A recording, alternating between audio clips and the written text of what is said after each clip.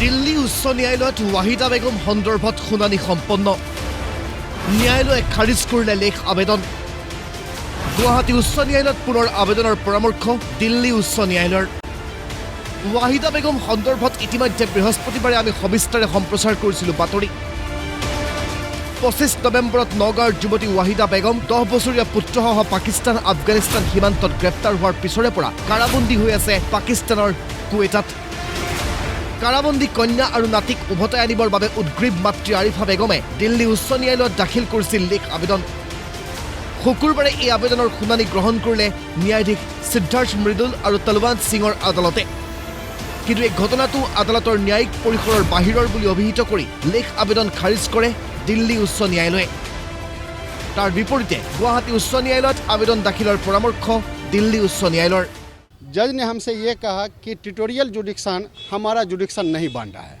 जबकि as per the law CPC के तहत साफ मेंशन था। मैंने जज को काफ़ी कहा कि साहब सेक्शन 20 ऑफ सीपीसी और दूसरा section article 226 inherent power of the high court ने साफ कहा कि साहब इस केस के लिए आप गुवाहाटी हाई कोर्ट जाएं, क्योंकि पाकिस्तान को हम यहाँ से डायरेक्शन नहीं दे सकते हैं।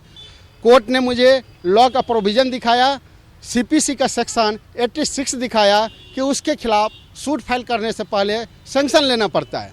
हमने कोर्ट को बताया कि मेरा पिटिशनर ने अप्रोच किया प्रेसिडेंट ऑफ इंडिया को, सेक्रेटरी होम को, सेक्रेटरी एक्सटर्नल अफेयर को कि साहब सैंक्शन दिया जाए, लेकिन आज तक सैंक्शन नहीं मिला। कोर्ट ने साफ हाथ खड़ा कर दिया कि इस केस में मैं कोई भी ऑर्डर पास नहीं कर सकता हूं, आप इसे विड्रॉ लें। मैंने साफ शब्दों में कहा कि साहब मैं न्याय के लिए आया हूं, मुझे निर्णय चाहिए, मैं विड्रॉ नहीं ले सकता हूं।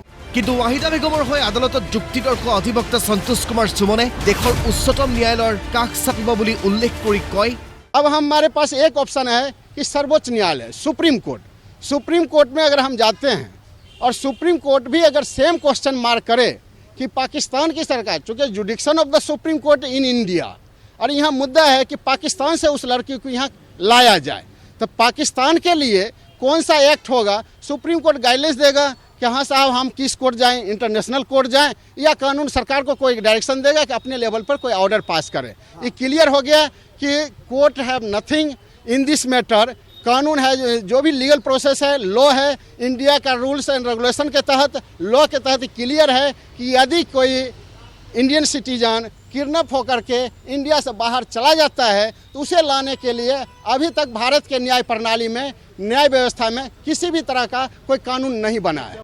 আনফালে কন্যাক পুনৰ উভতাই অনাৰ ব্যৱস্থা কৰিবলৈ চৰকাৰক কাটৰ আহ্বান মাতৃ আৰিফা বেগমৰ মোদী চৰকাৰক এটোৱে জনাইছো যেন ল'ৰাটো আৰু মোৰ ছোৱালীজনীক যাতে মোক আনি দিয়ে, আৰু কি মুছলিম মানুহৰ কাৰণে কোনো কি সহায় নাই নেকি? মই আজি কিমান কষ্ট পাই লৈ পেলাই মই এই দিল্লীত এনেকৈ আছোঁ, মোৰ একমাত্ৰ ছোৱালী আৰু মোৰ নাতিটোক তেওঁ আনি দিয়ক, মই অনুৰোধ কৰিছোঁ। এই সমগ্ৰ ঘটনাটো ক্ৰমান্বয়ে সোমাই পৰিছে ৰহস্যৰ আৱৰ্তত।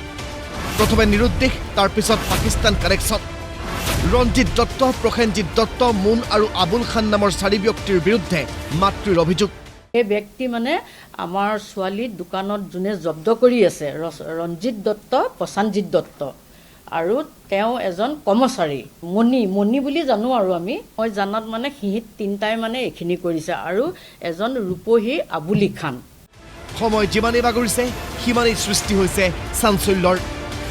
সেয়া যিয়েই নহওক কিয় বিষয়টোক লৈ সৃষ্টি হৈছে ভিন্ন প্ৰশ্নৰো। কেনেকৈ নগাঁৱৰ পৰা পাকিস্তান পালেগৈ পুত্ৰসহ ৱাহিদা বেগম? কন্যাক উভতাই আনিবলৈ সক্ষম হ'বনে ৱাহিদা বেগমৰ মাতৃ? কেমেৰাত পাৰ্থৰ সহযোগত নতুন দিল্লীৰ পৰা প্ৰাঞ্জল প্ৰতিম দাসৰ ৰিপৰ্ট, প্ৰতিদিন টাইম।